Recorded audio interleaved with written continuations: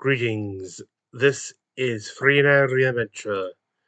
I welcome you to my recap of Critical Role Campaign 3 Saga of Bells Hells, Episode 59,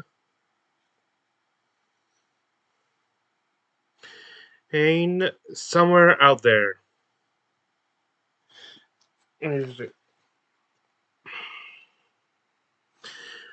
The episode starts out with their ads and stuff, including Sam seeming to be cosplaying as Link, but having a bandaged head, completely bandaged head, indicating some form of injury or something. It is revealed that this is for an ad for Legend of Zelda: Tears of the Kingdom, which is coming out soon when this episode was originally airing.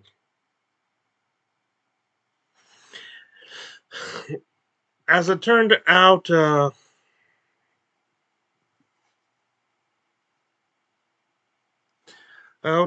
this is supposedly due to a.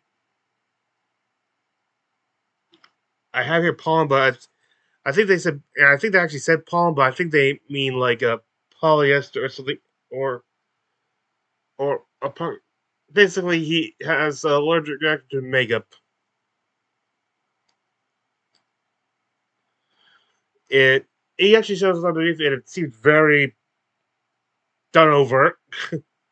I think that's a good way of describing it.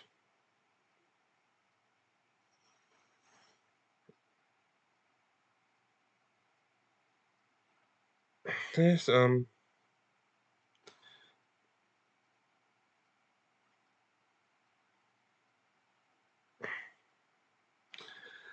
the other investor for the evening is D&D Beyond again. I can't just a quick ad link for a free trial. It does say Palm. Okay, it says here it is a Palm. What was Palm based? Uh, at one point after the D&D, he was actually up next to just be next to and behind Ashley and go and Matt notices will go, Sam, no! And they look around like, she's like, I knew it was there, but still. Just thought you might also be interested in humor. Oh, they also announced they're because of the sponsorship of that, they're doing a Legend of Zelda Tears of the Kingdom one shot where they'll. Well, that will be interesting. That's an interesting one. Uh, I there recently they had another one shot, which was Mortal Kombat. I specifically wanted to just watch it in order in case they did anything else. So, uh, since I won't be doing watching uh, the Candela Obscura for a while. But once I get caught, I think I'm gonna start doing recaps of that.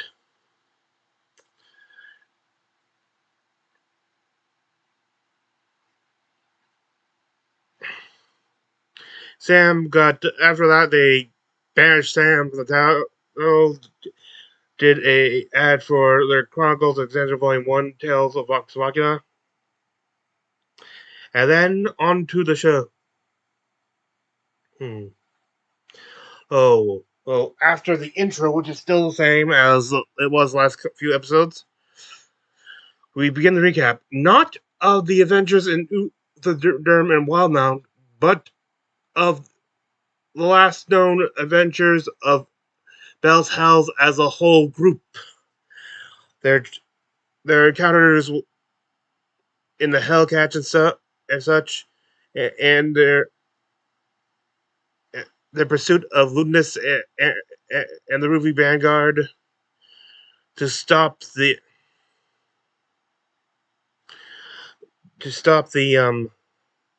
their use of the Malleus key from from a basically releasing Prodathos from the predator of the gods from his imprisonment in Rudis.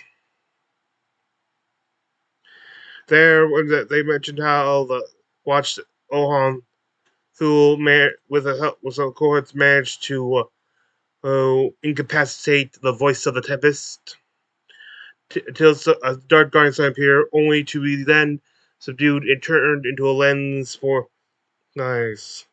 And how Imogen uh, had another psychic episode, such as he did when Odahan had slew Laudna,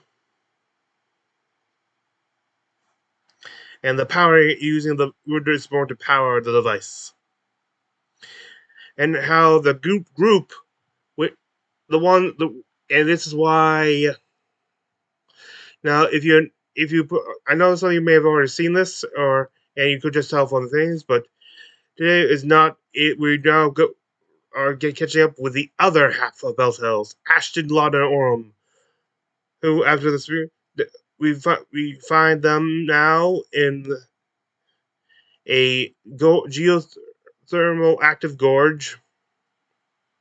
Let's see.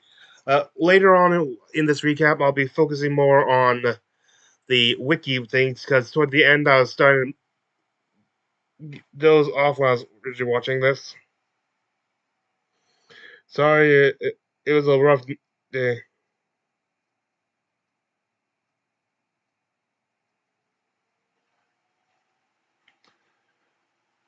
They're wondering where the rest of everyone could have gone, as well as where they are.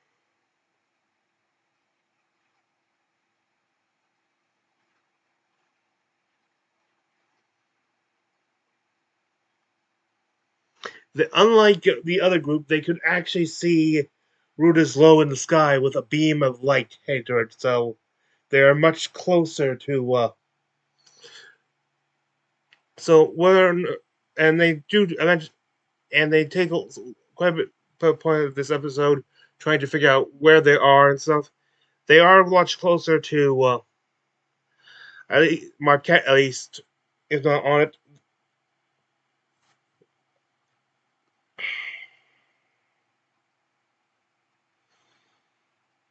Mm. The surrounding are like there is many jagged rocks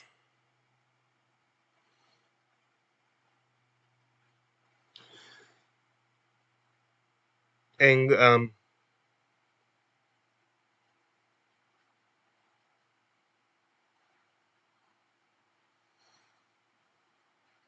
lots and like seemingly like sand that has been formed into glass of a very treacherous looking environment. Very treacherous.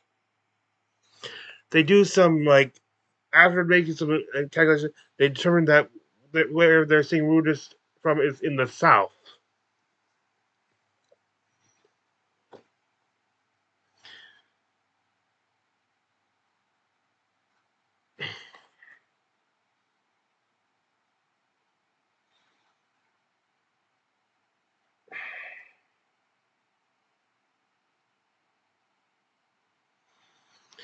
They do since this as this half does still have the protocol most of their auxiliary items and stuff.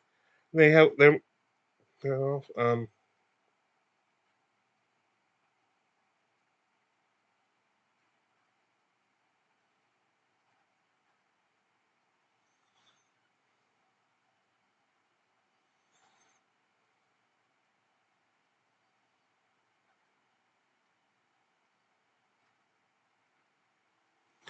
and then they start. And Lana starts trying to remember any places she knows that have genes activity to identify their location. The current. They mention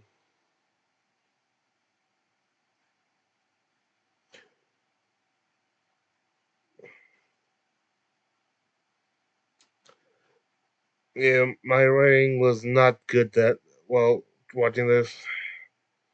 Well,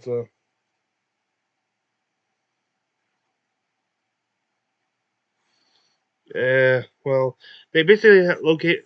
Uh, Places she thinks of includes the Truscan Valley and Wildmount. I know, I, unlikely considering the other group was there, but that's meta knowledge. The Panda Grip Sands, near the Panda Grip Sand. Is that what I said?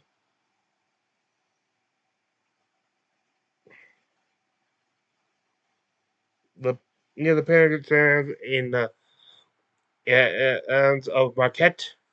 Maybe more likely right now, with their current knowledge, given that they can actually see Rudis from here. In the Spectrum Gorge of Central Isilra.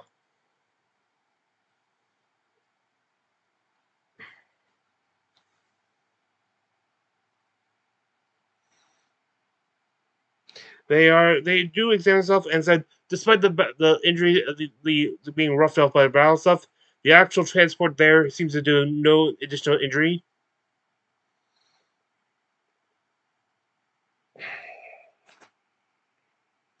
They start trying to get in contact with others, starting with Caleb through the Sending Stone. No comment, and the actual caused it to like get major feedback, like its sound going in on itself, and right that they actually dropped it and almost went over the side. A similar effect happening with stone, though they managed to keep hold of it when they tried contacting Dorian. Uh, so neither attempt is successful,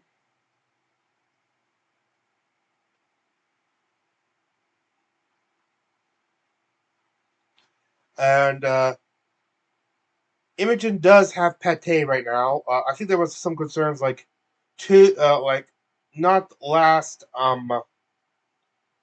not last Force I died, but the one before that they did mention how said implied that Laudna didn't have Pate, so that's with her. I think having without Imogen and Pate would have really caused Laudna to crack.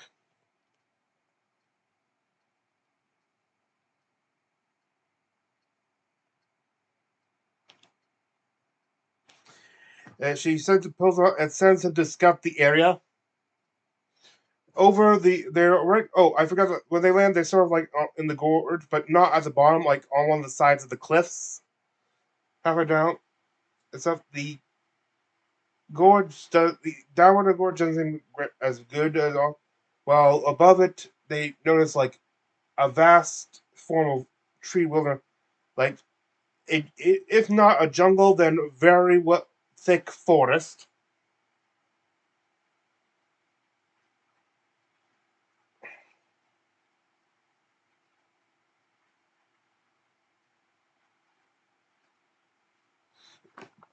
Okay.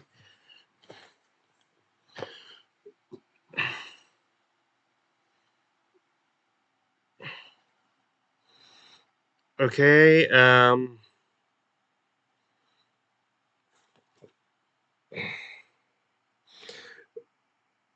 They decide to head more up for this.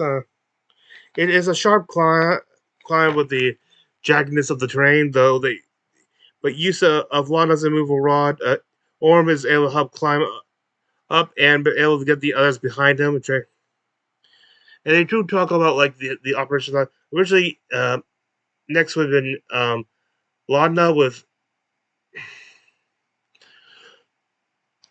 Ashton back to catch her should she fall because she's got like a strength score of 5. But she points out that she has the spell Featherfall prepared, so she should be the one behind to catch anyone.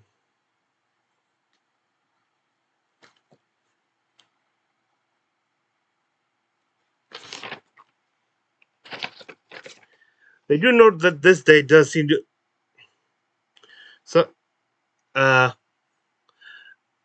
Lana does ask if she could make this an acrobatics instead of it, which we did see Imogen try to do during their trip in to the other group when the other group went to Malaska. But this time, I guess because of circumstances, Matt shoots that down. There is like there's steam spouts. There and they may have to make a dexterity check. Lana actually make. Orm does not. He gets more burned than the others. So he says he'll probably have some blisters after. Then they see something moving in the shadows above them.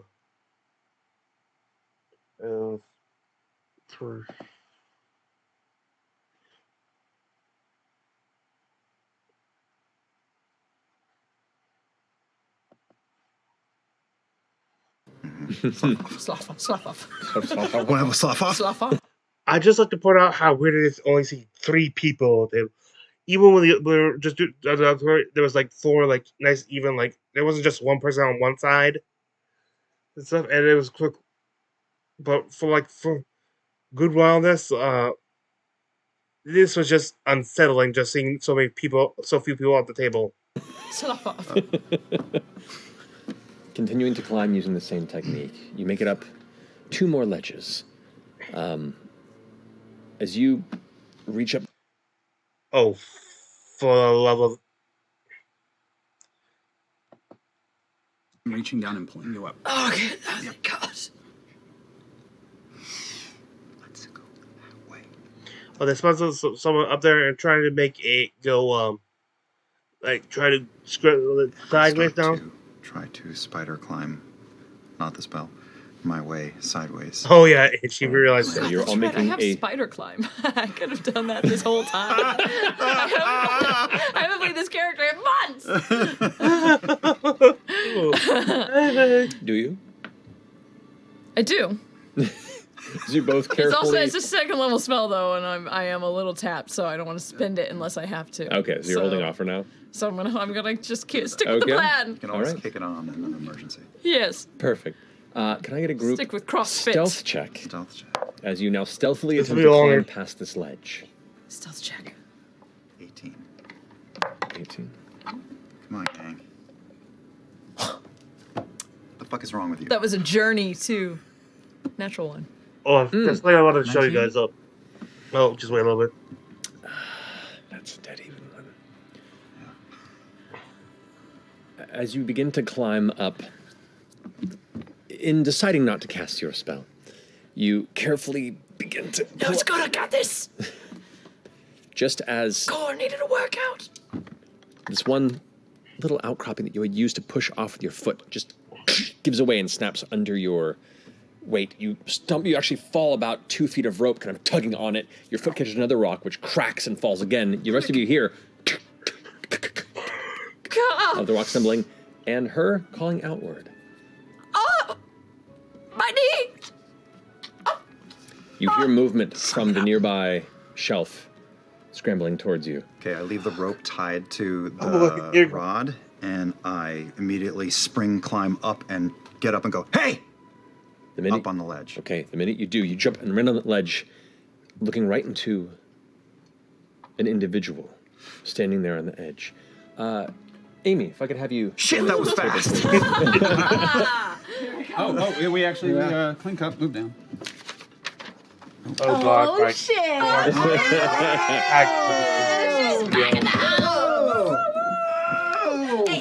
go! Oh my gosh! Hi, friend.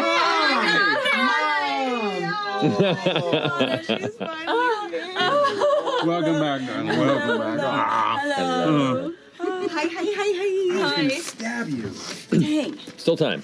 So sorry. Nice to that I point. want to after this. As you spring up and land, you, having been taking stock of where the hell you might be and why, you hear some skittering nearby. Prepare yourself to try and stay hidden, and then suddenly watch as a smaller man leaps in front and shouts "Hey" to you. And what does he see?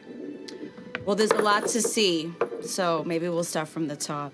What you might notice first is a real flash of big brown, blonde, highlighted, gel crunched hair that's sort of moved to one side of her shoulder. And if we're sort of making her way down her 4'2" dwarven body, you might notice that her skin color is sort of it's sort of like the color of like café con leche, but like with an extra shot in it.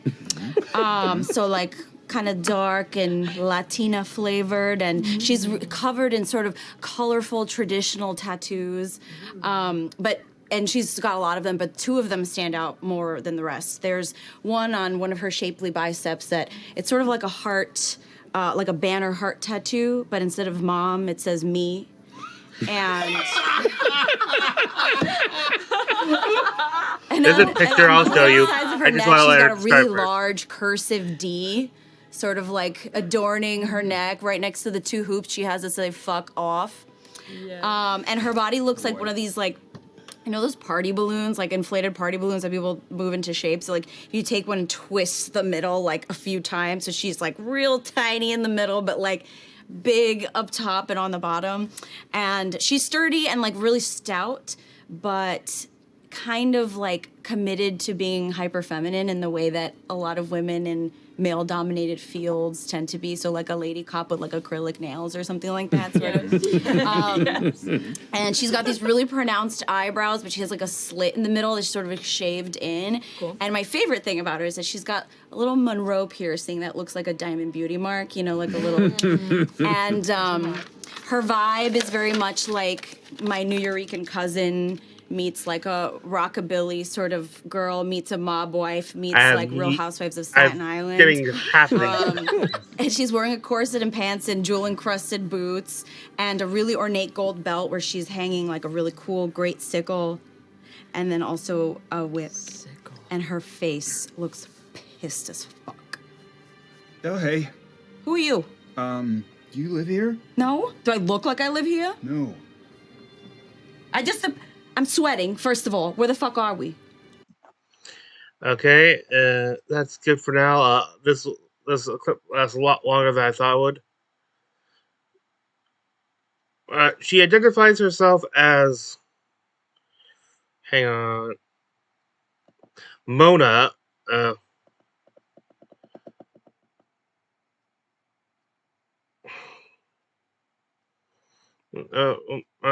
Mona. She did say, like, when they ask name, it's like, what his name is, like Mona. They go, is that your real name? And no. Basically, it kind of implies that it's not her real name.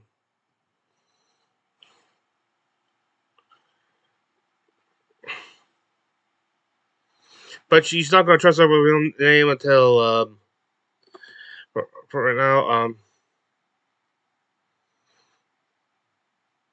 Apparently, this is where we start finding out that it was not just Bell's Hells who were just immediately teleported, and it's not just people at the site who were. She was in Taldore an hour before they met her. No specific knowledge where that.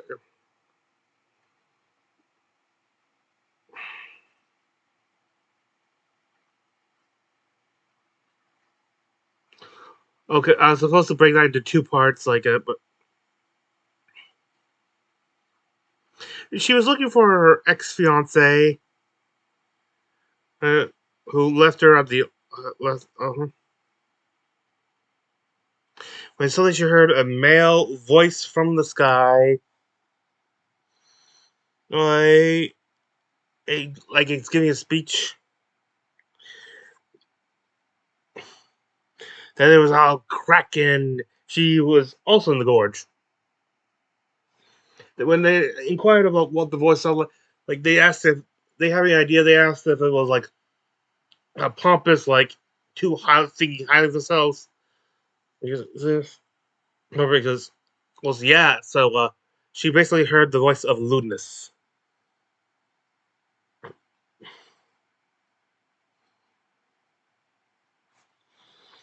Saying,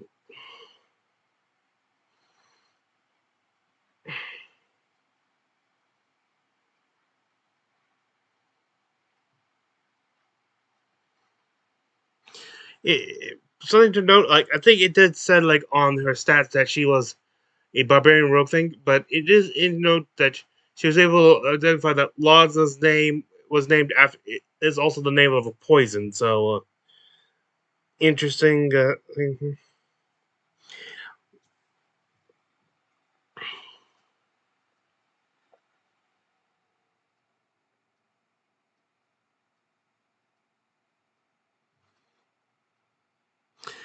So yeah.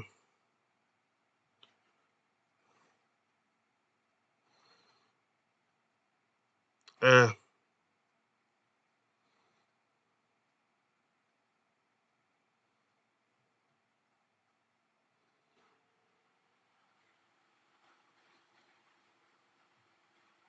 they get to eventually. I think they get again like after 20 climbing up to get to the top of the gorge, and they do hear they hear sounds of rainwater nearby, so they know that it's near a river.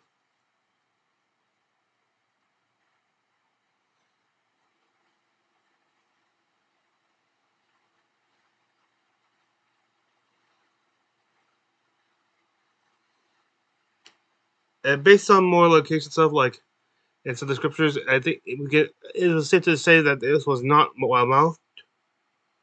Uh, One of them pointed out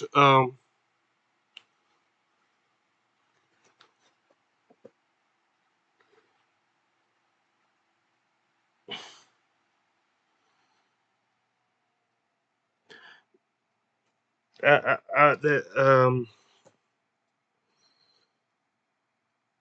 one of them pointed out that they may not even be on the same plane of existence. They could be in the Feywells or the Shadowfell, even one of the outer planes. Only know. They start looking around to see if they can identify any natural landmarks. They already could see a Rudis in the sky to the south of them. I said before.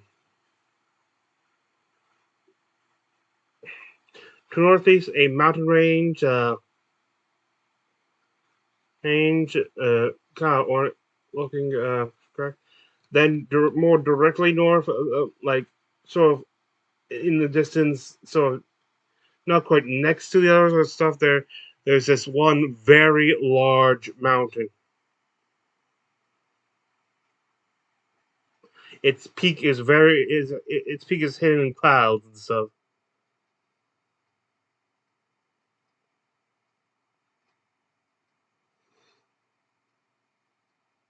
To the west and southwest, they can see another mountain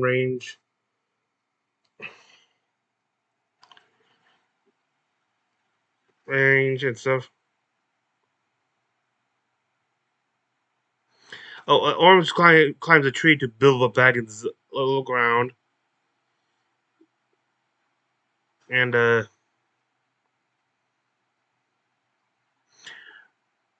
also it was there was I mentioned to stuff with a very no one mountain range that not only looks very tall but very dangerous.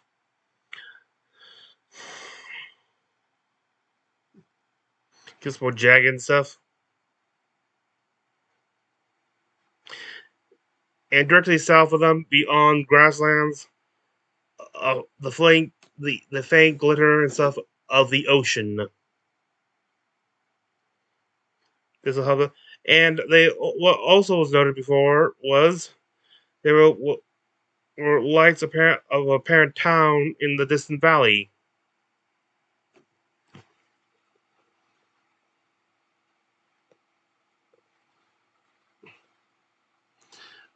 The television, like above the dangerous looking ones, they take up like a third of the horizon they described. They also, but besides the campfire, he sees much over what appears to be a campfire.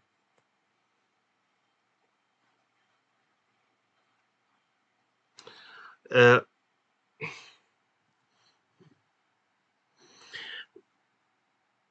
mhm.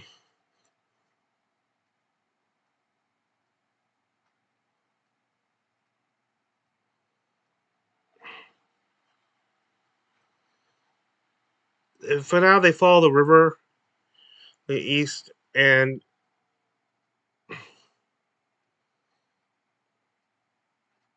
they have Pate go and try to scout. Ilana has Pate go and scout it out. Is mentioned, don't talk. No, I just doing a flyby. I said, oh, go. We don't want you to take it. I know. I'm just doing a flyby, Ethan. I'm not going to try to imitate that voice. I'm not going to try to imitate that voice.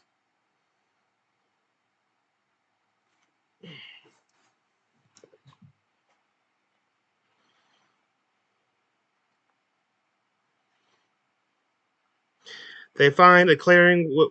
The camp. It's in a clearing, and in the clearing there's also a cart, which with a reindeer-like creature that appears to be used for pulling it.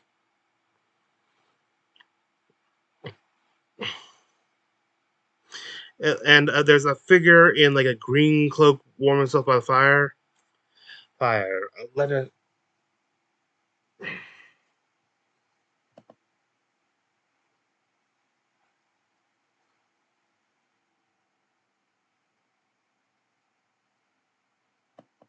Ooh, exactly the right time slot.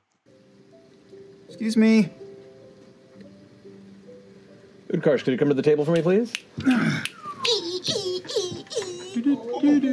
There he is. Oh, he came in from a different... Oh, wait, I know.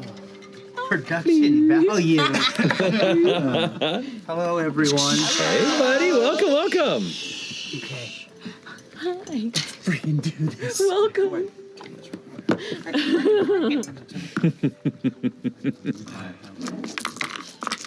Guys, it's about to go down. It's about. Okay.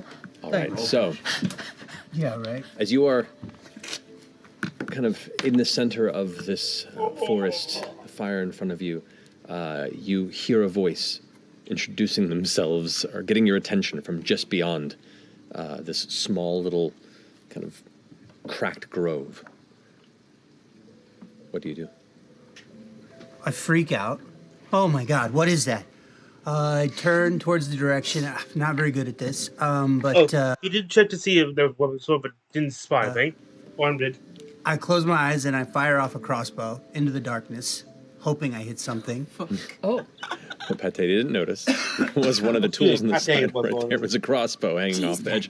And then goes firing off into the wood. I'd say roll an attack with disadvantage. You bumblefuck. Is that this one? Yes, you got that. And is this towards my voice or Pate's flapping? Towards the this is voice towards the voice. that I heard. And roll it again and take the lowest. Yeah. So disadvantage, you roll twice and take the lowest. It's a 1. That's even better. You go even better. It was a 5 and a 1. The man turns around, fires a crossbow, and the bolt goes. Like it was misloaded. So, not unexpected, given my track record. I turn around and I run. I start running away. Okay, you don't have quite a chance to get a good look at this figure before they just yell and start running deeper into the forest away from you. Hey, okay, that didn't start well. We're just looking for... come to your... plunk down for some... This is happening. Can I go around and see if I can get there's on a- the other side of him? Yeah, make a stealth check for me. You both aren't too terribly far off. Okay. So I'm coming up a guy who's barely above 3 feet tall with like a shield and a sword on his back, arms up in the air. Oh, you What? see, he appears way smaller. He never stands up straight. About 200 pounds, so yeah, he's soaking wet.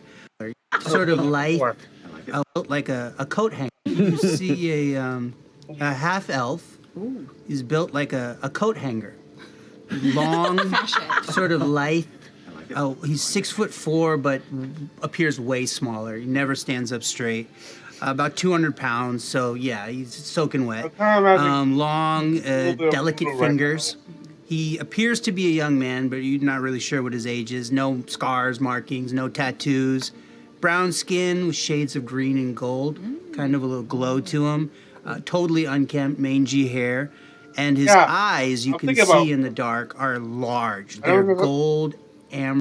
Yeah, he is reminding me a lot. I know we're not supposed to talk about, but he does remind me of Bruno. With like very dilated pupils. And he's basically got a face that carries the expression of like what the fuck is going on at all times. He's an innocent. He's like not. He looks innocent. He's not what you want to be in this world. No armor. He's a farmer. I'm a farmer. I got a green cloak. It's made of rough wool, whatever we had around the house.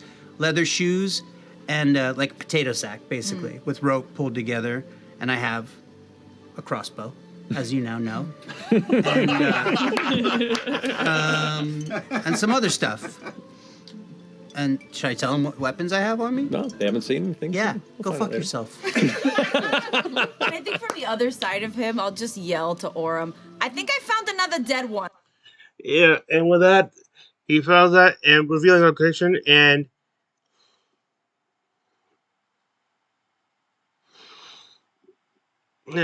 it's kind of spooked by realizing that someone's behind him, and goes ha, and fires off a 5th level lightning bolt.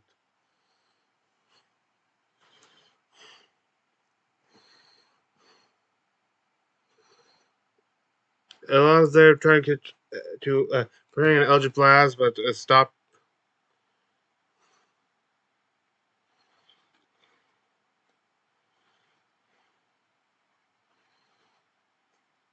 He then after realizing not under direct attack stuff, he does go and help and heal her with cure wounds. While he's doing that, she does pickpocket a sling from him.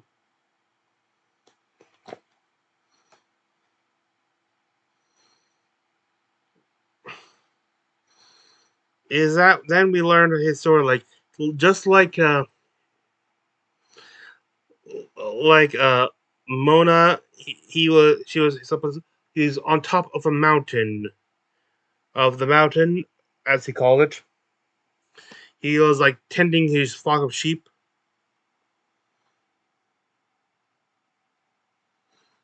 They discover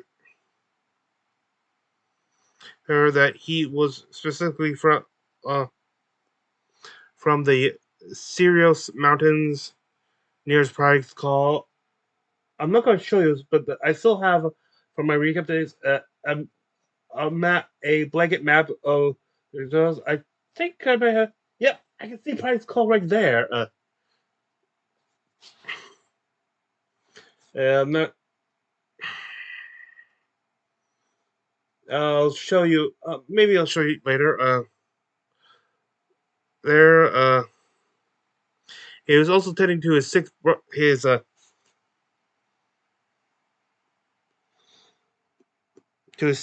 who's been had a fever for the past 3 weeks.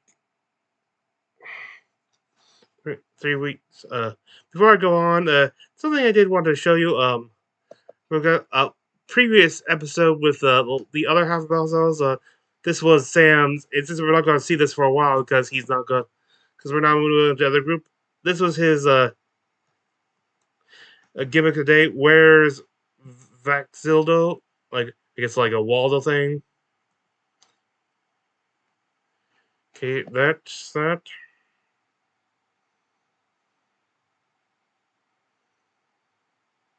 Oh, he introduces himself as Bor'Dor Dogson. Like he's not actually, but he's like it's complicated.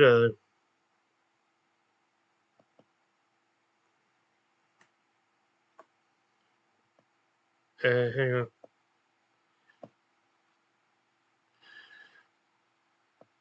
on. Here's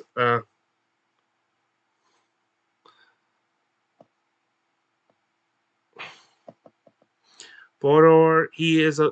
I did not. Oh crap! I think it got deleted.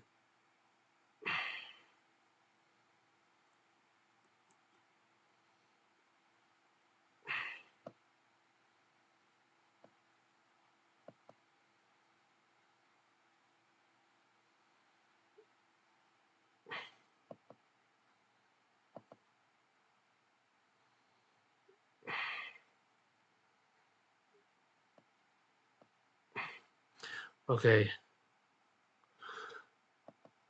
I don't know what happened there.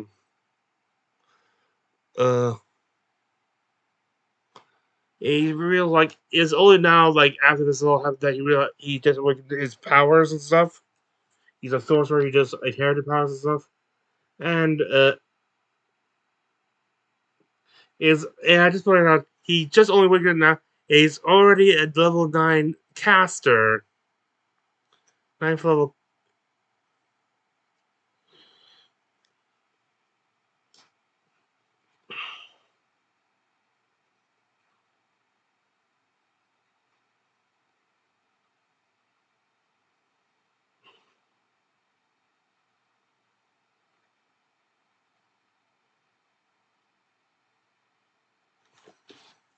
Uh,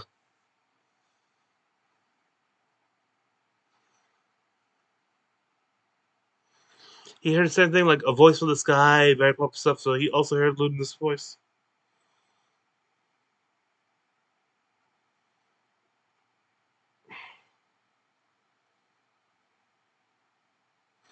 Uh, at some point, he made some sort of roll and said, hey, said, "What does Chuck mean?" And for a second, they realized, wait, those are the garage dice. He just rolled natural 20. I cannot remember what that natural 20 was on. They open up the portable hole, get some stuff. Like he says, he has a cheese. They also have like some provision there.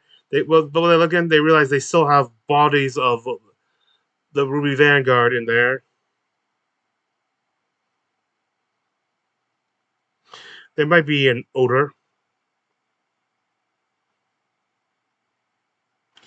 It's kind of freaked out. They find out the reindeer's name is Ratchet. Then they hear someone else approach.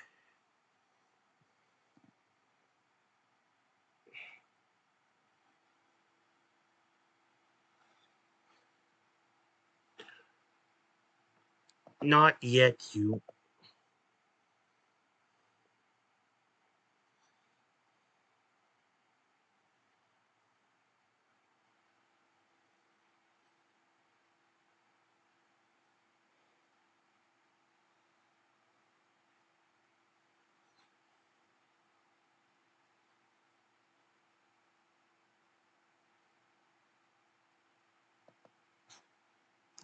Okay, is she coming in? Hello? I see you there. Hello? I hide behind Laudner. All right. That's impressive. If you not a lot of luck. Actually, you're one of the few people that probably could. Yeah.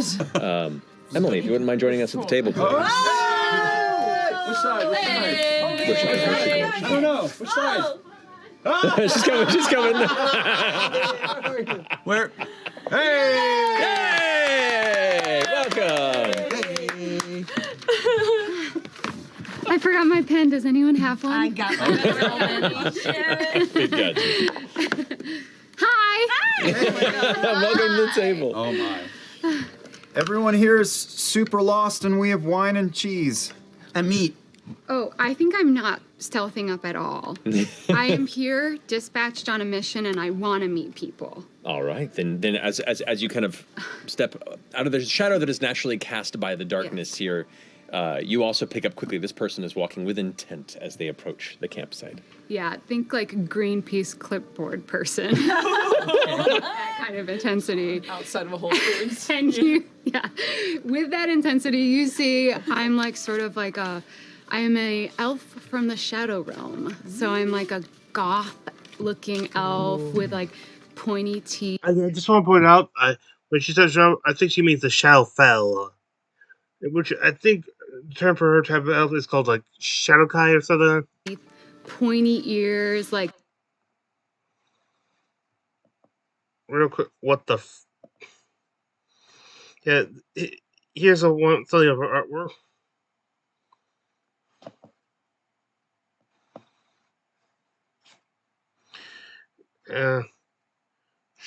Shardar. Okay, Shardar.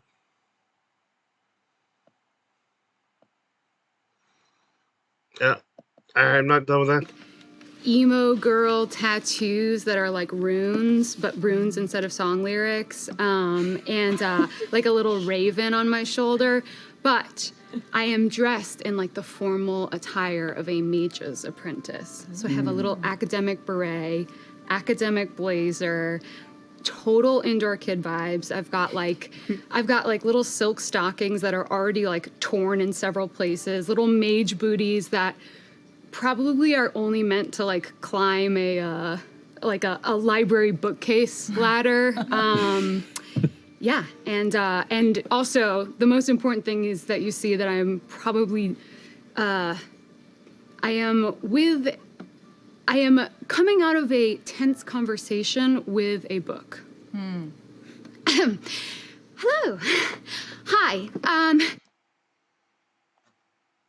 Do any of you, or all of you, if I am so lucky, have time to participate in a short, brief survey about your experience with the apogee solstice? Whoa.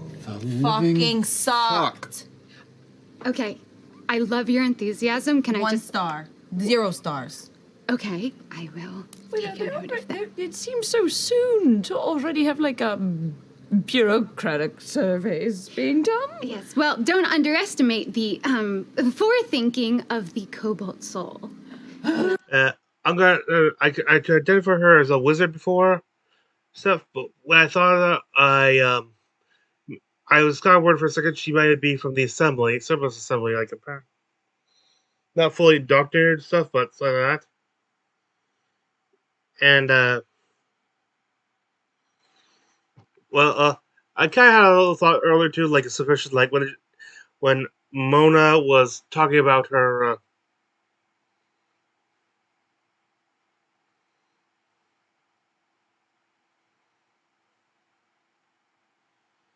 Her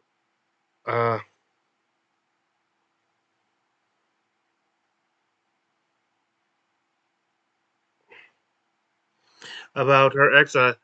For previous thing and stuff, I had a nagging suspicion that she was actually talking about Scanlan. Like I feel like one would be like a rough. Somehow it's got to be connected to someone in the past and stuff. Like they know there's got to be someone they know or something, or we know. And I kind of show off a little insignia. Do we know what that is? Or would any of us know what that is? Herself. You've probably heard of it. Did Beauregard introduce herself as Cobalt Yeah, Soul? I I'm trying to recall. believe so.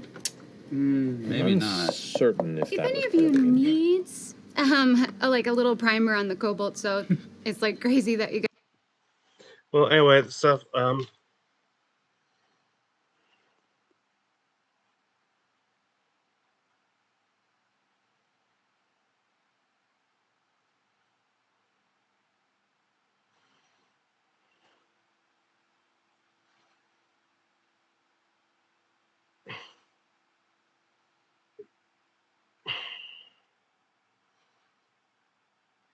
Uh, Basically, she just reveals she has a talking book. She said, and the book she was saying, trying to talk to.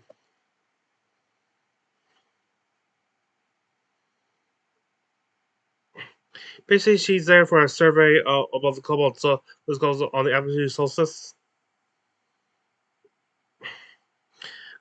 and when she then speaks to her book, then Denise, she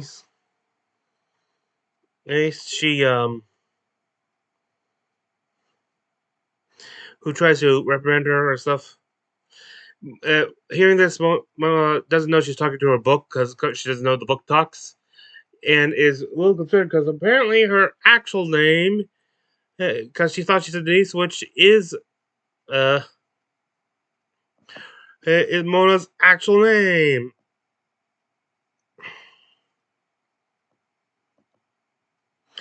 I think we actually got her last name later, but anyway. Oh, apparently she spells it with a no.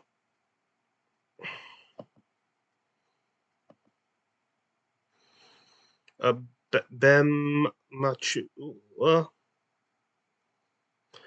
She spells it with the S in the, and she spells her with the S being a dollar sign in her name.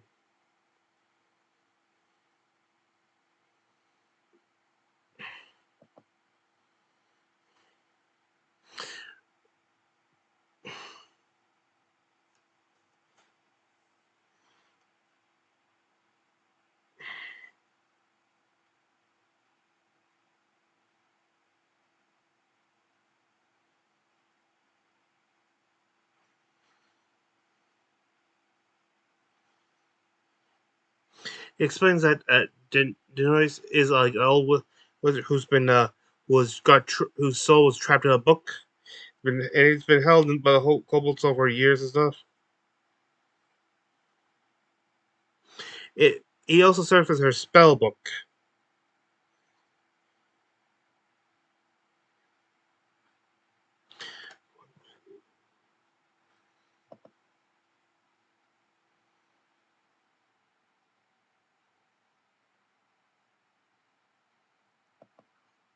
Is there anyone else hiding? Library, the musty tomes. I wouldn't write them on my hand because then they would get washed off. Yes, and they've also noticed a pattern here of The book's just a book, nice, tangible material book. It's Please just stop the way shaking they me. smell. Except for this one, I don't like the way he smells. But I mean, being in a library, the musty tomes, the smell of milk. Is there anyone else hiding in the woods right now? Please 'Cause put us out of now, our fucking misery. Now's the moment. now's the moment. Do I know what the apogee solstice they don't want to is? lose anymore. You're a farmer. That's what I thought. What, guys? So sorry. I know I'm way behind here, but what solstice? Effigy? Whoa. The apogee solstice. Apogee? Apogee, yeah. It's like, I think it means furthest from something. Apogee, yeah. What's going on? Did you know the red moon, Brutus? Yeah. It like exploded. It met its zenith. It's maybe on Exandria now. Can we take a couple steps to see the beam? It's a bit of a jaunt, but you can go there if you want. There's a beam? Yes, you can see the moon. Oh, so you don't know? Does Encyclopedia Exandria over there have fucking eyes or anything? Do you want me to dispatch him? Send him with the dead bird. I don't Yeah. I don't want to talk to a book that weirds me out. So Okay, yeah. do you all know that shit's gone down? That things have happened? Yeah. That we have all been teleported to wherever the fuck this is? Right. Because the apogee solstice is a complete fucking mess, and people. Okay, well, and with that, they stuck with it. After that little rant and stuff,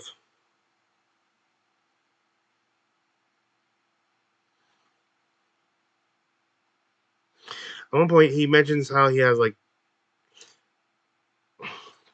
People have died, and people are. For the quick of it, the three of us were yeah. part of a larger group. No, and I love look hero when it went wrong. It's a big deal. Actually, well, how about this? Because, and,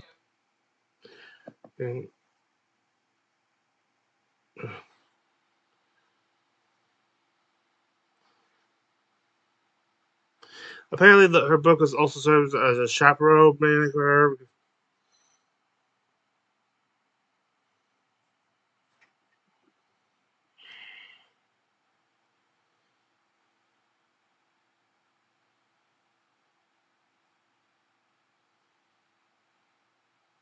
She explained how they knew she was going to be teleported, but I don't think they actually intended her to be teleported here and stuff.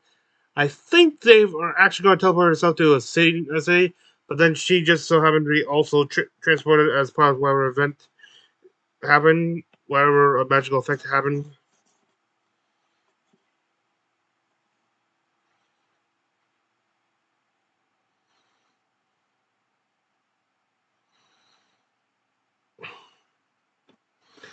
And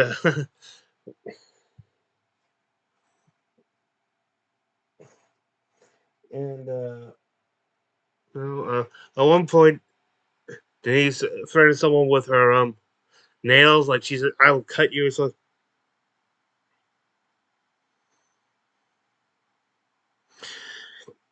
and she, being a wizard who has studied for years to get to where she is, it's kind of interesting and quite a fairly bit myth that right now, we found out she's Bor'Dor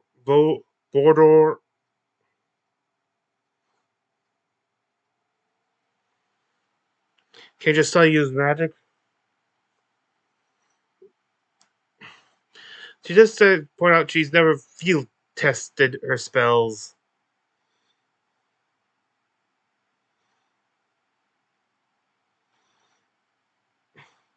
Oh, her name is Prison, by the way. Hang on, I had something of her stats too.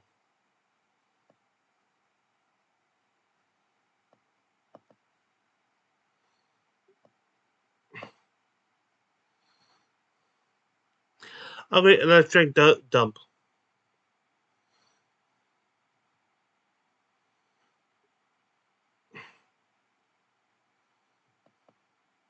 Then they hear another sound for woods, but this sounds much larger.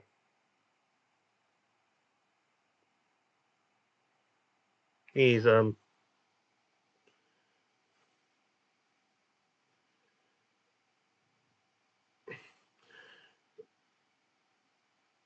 Prism. I really wanted to go because she thinks it could be more people for her survey, but it sounds more honest, like larger. It also has a sound like dozens of large ropes dragging through the underbrush. They get prepared. Lana assumes her form of dread.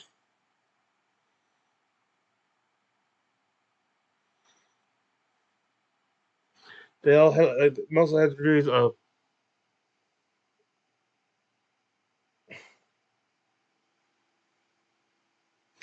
and color degrees. And then Bor'Dor is described as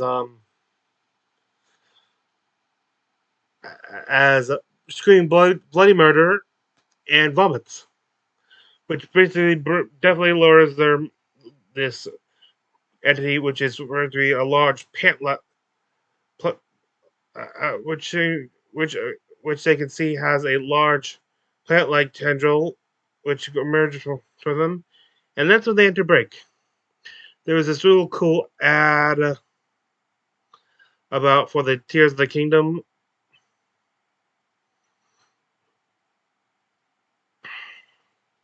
Something for Honor Amongst Thieves, like the Sapling special for D&D Beyond. Moon Cruiser, stuff of the adventures, like the Tomb Takers this time. Lucian's group, a trailer for Candela Obscura. Mm-hmm. It's really just standard stuff. Ending with Jester's and her duplicates ad for tricks for a there. Denise and Orm basically then it exhibits Denise and Orm are hiding in the trees.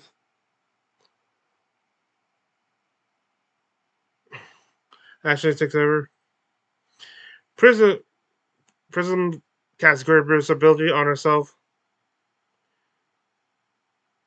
and manifests the mind of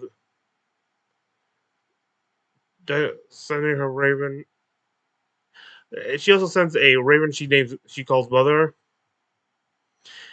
And Bor'Dor is still screaming and occasionally vomiting.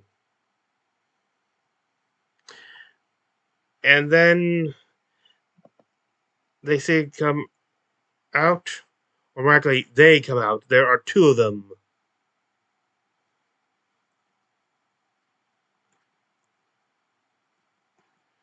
coming out. Stuff preparing for that. These have been identified as shambling mounds.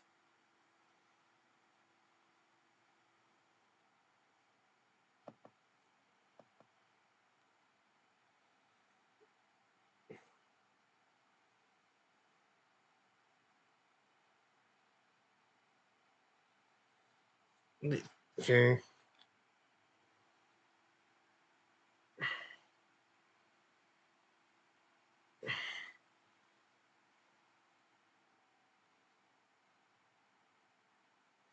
Oh, while setting up for this, in lieu of Sam not being there at the table, Liam does the ad read. Uh,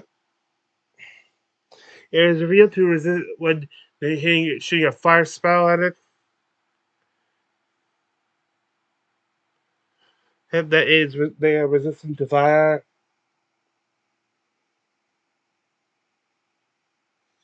Suddenly, a new creature appears.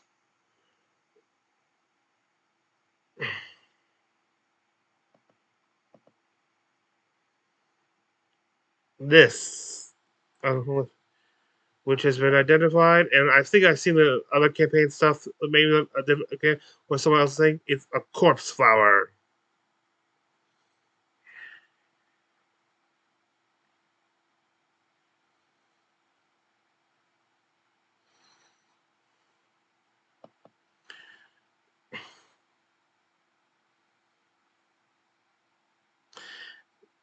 It is working by Ashen, who accidentally walks into it while it's slumber in the ground.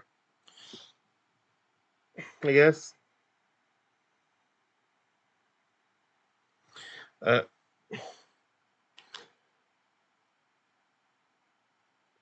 uh, Prism actually, while still visible, it's using weird invisibility's advantage of having not being dispelled due to attack or isolated interactions, and cast Steel Wind Strike on all three plant creatures,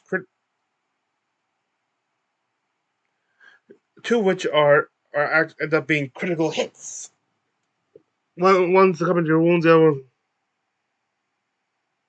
the Bor'Dor, Bor'Dor is subacting, but manages to cast a Ray of Frost to attack. Yes, she gets the first "How do you want to do this?" of this new group.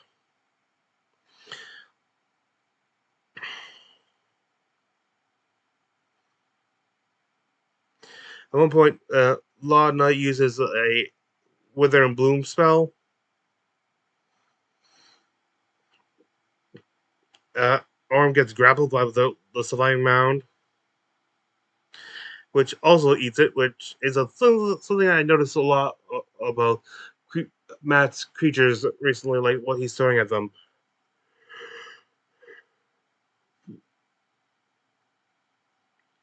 Prison sentence denies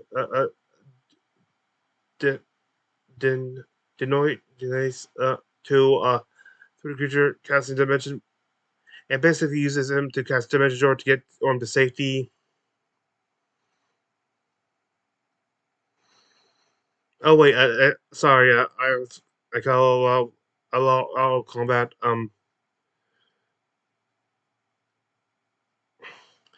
Uh, Bor'Dor is knocked out cold, but managed to get a lightning bolt out. But that's when they learned out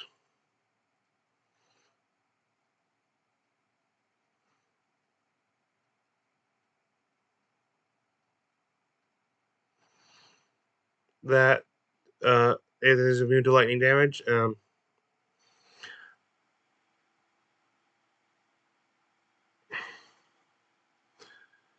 Orm uses a second wind and uses an attack and tries to make it.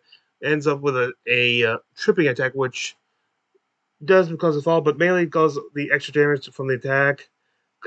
End up giving him a "How do you want to do this?"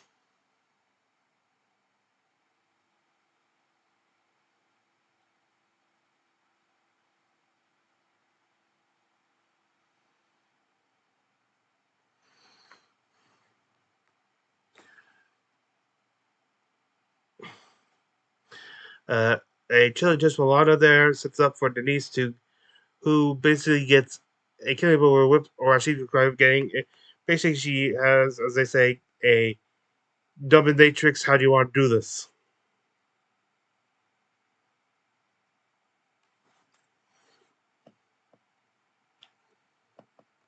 Peter Border basically apologizes. This is where I'm going to have to really start relying on the wiki to was cool.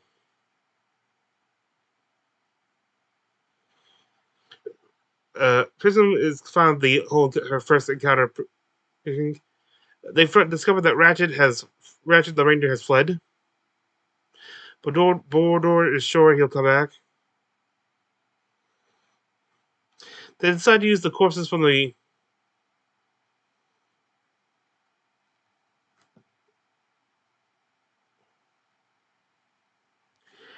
no. There was one other bullet point out where they're trying to ask like who wants to look out, which gives us a very funny little exchange at 3:27.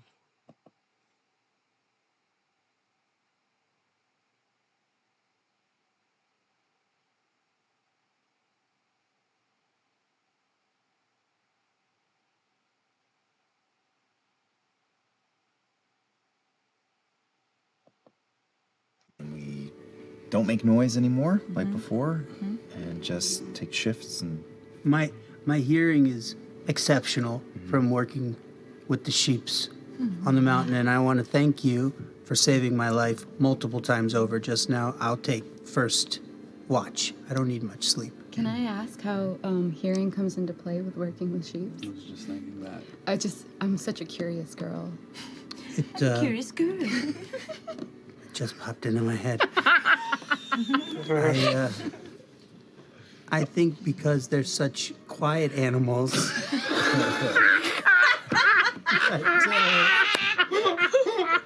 That's funny as I got No, it's not. It's exactly. The other team did goats. We can't do that bit, you guys.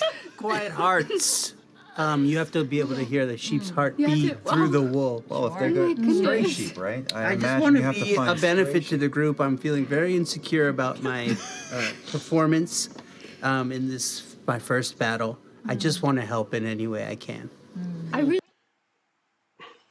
think you did fine. You did a great job. Thank you for seeing me even though I was invisible.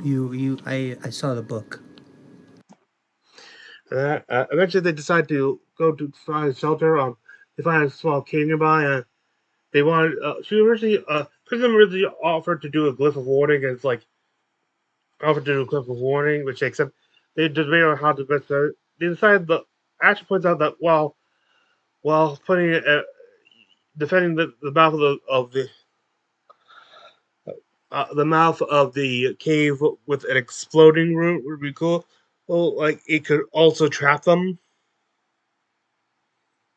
They decide to just send one, but instead of just having it like having the glyph outside, they take the two corpses out, position them so it looks like it sounds like whatever the noise is comes there.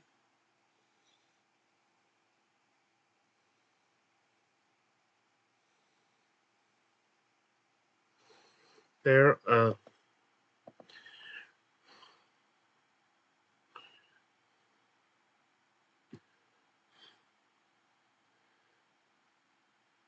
Oh no, they send out the decoys basically. Shame they send them up the front like in front of the cave.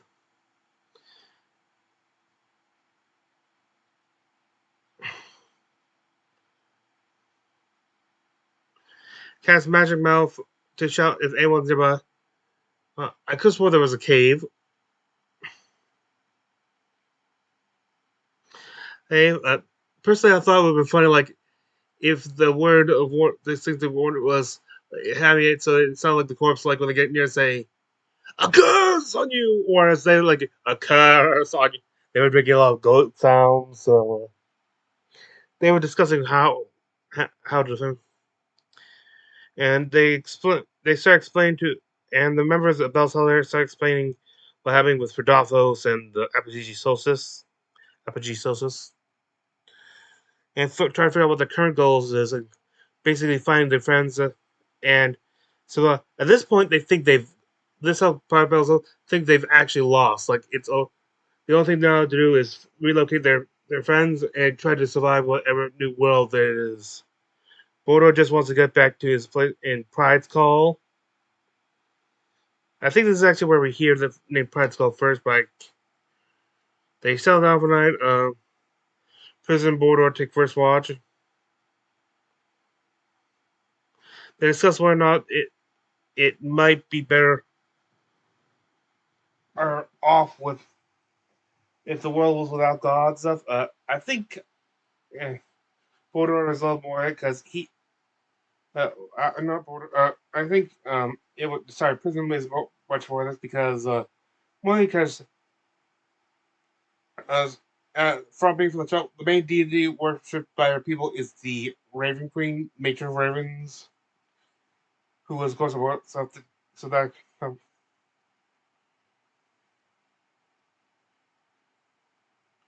she likes being out of the library, but stuff, and she introduced Bor'Dor to cigarettes. Bor'Dor, what the frick is his name?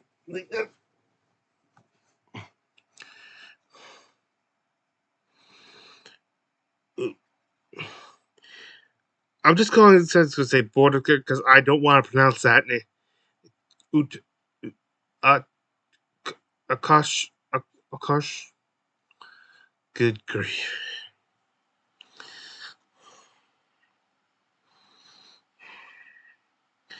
There. Next one is Lana Ashton. She is Lana's barely holding on Sammy with because of her fear of what happened to Imogen and the others. Ashton feels like just guilty and depressed, like they didn't stop it. They couldn't save the day when like really needed. Though he does promise to get Lana back. They realize that they may not be able to save the world now. Okay. Lana sends Patty out to search for Ratchet the reindeer. Or next and final watch is Orm Denise. They both come from Daldori, and apparently have another connection because she now reveals the name of her ex. I'm not. I originally did think they were going to go Scanlan or something like that, just weird stuff. But no, it's another player character, Dariax, uh, who was part along with or were members of the Crown Keepers from the first two Exandria Unlimiteds. Dariax was, of course, Matt's actual own character.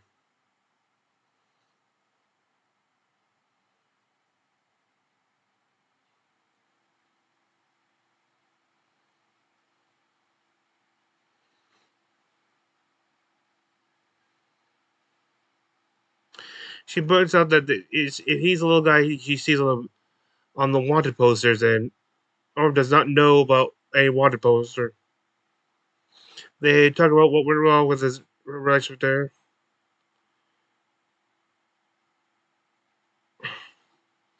They were stealing pearls while pre-engaged, and he just left. He disappeared.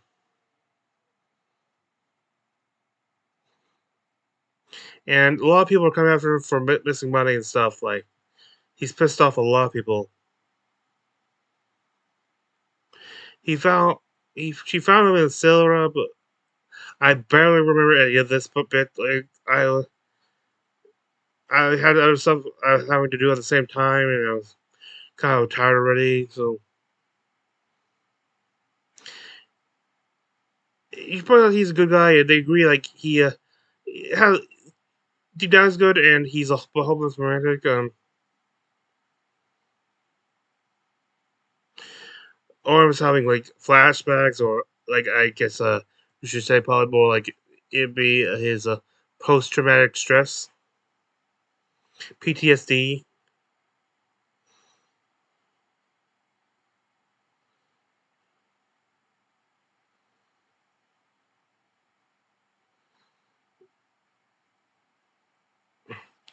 He knows he's supposed to be going to look out for him to figure out what, but he's having trouble believing it.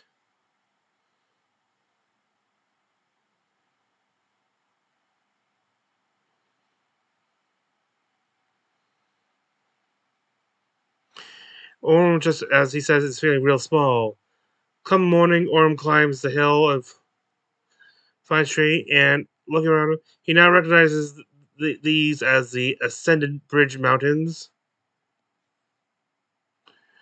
and the Southern Peaks area. These are the. It was in this area where it said that the gods first touched down, and he also now knows.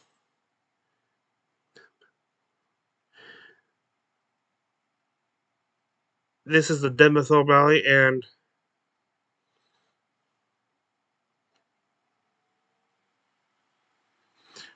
from also basically they are near Vasselheim, so they are infected Scylla.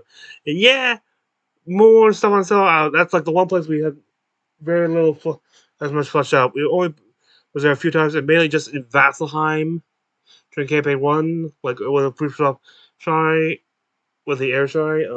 Not much there, and they only went to like one. Were there once in campaign 2, like which was also again in Vasselheim. Rudis is still visible south,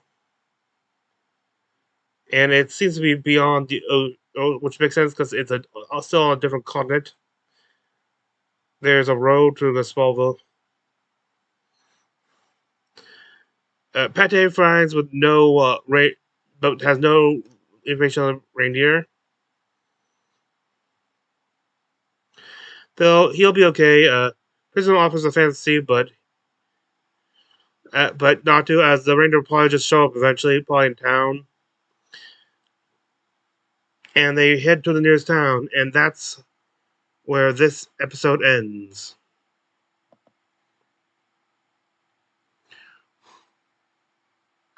I love how the prison looks in this.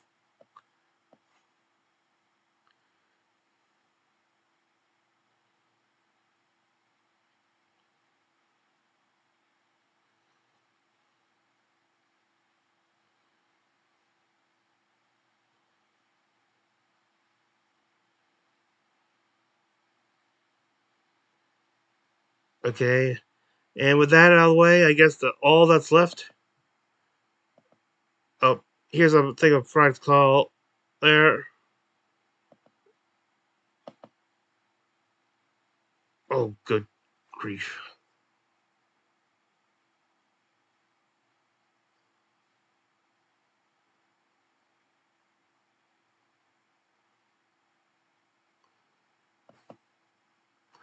All that's left is show you my homebrew for the evening.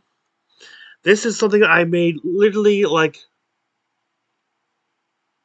while watching the previous episode. What I forget if it was if I while watching this, if this I made this while watching Before I Dive or Escaping from the Past. Arrow of False Trail. It is an arrow multiple uses. When this enchanted arrow is 5 feet away from striking a creature or item, it teleports to be like it's going here. When it gets 5 feet, it teleports. It's now 5 feet. Also, was get 5 feet away from him, but the exact opposite direction. And now, but it's flipped again, so it's still facing you. It has all the momentum. It still hits you, meaning that if you don't actually see where the arrow actually came from, it'll make it look like you're in a different the exact opposite direction. This is meant to be like something that helps sort of like roleplay battle stuff, but wasn't really meant to be like a big bonus to action battle until I realized something. This next effect is more just like I realized, wait, if it does that the way I have it worked out now, wouldn't this be the result of something? And so, as a side effect of this enchantment, this arrow ignores the AC bonus where the target gains from having a physical held shield.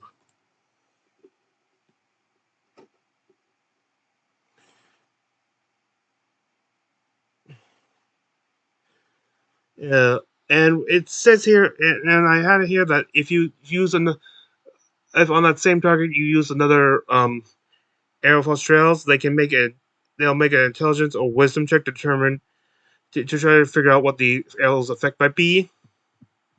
The DC of 16 on sex, well, they no longer they can once again reactivate their get the bonus of the shield. Oh, for the rest of things, I was thinking of like changing a bit so that making an intelligent person save like whenever it's used, and if they do it, they can figure out how it works, and also figure out your direction. And basically, they can just figure out all the tricks that come with include there. And with that, this recap is a close. I thank you for joining me. This is Frina Readventure. I wish thee good fortune on the quest of life.